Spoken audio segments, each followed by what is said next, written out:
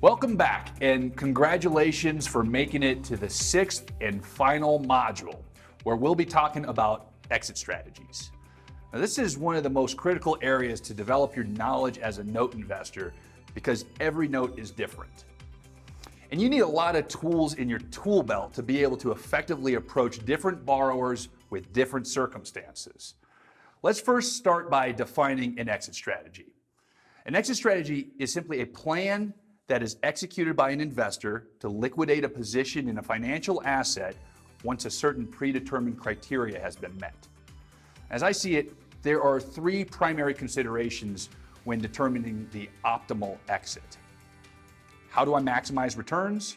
How do I protect myself from liability as a lender? And how do I find a win-win with other parties in the transaction? Now, let's jump right in and talk about the buy and hold strategy. In this strategy, I'm referring to loans that are already cash flowing at the time of acquisition. It's important to have a well-defined buy box that you generally stick to when buying notes.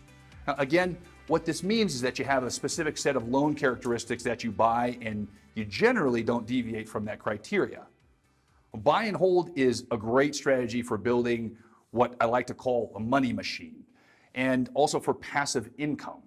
And by that I mean the interest income is collected each month, and it's more of a set it and forget it type of approach. That doesn't mean that you don't monitor the investment, but the buy and hold strategy is less servicing intensive. You're not really doing much in terms of active collections like you would with borrowers in default.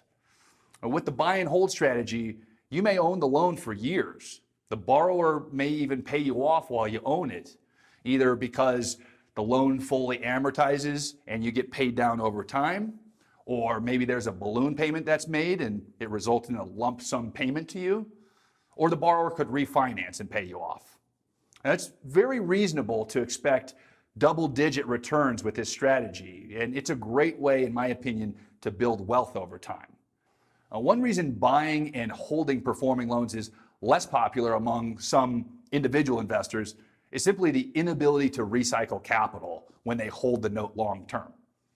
Some individual investors, they also use a self-directed retirement account to buy notes, which is a great strategy.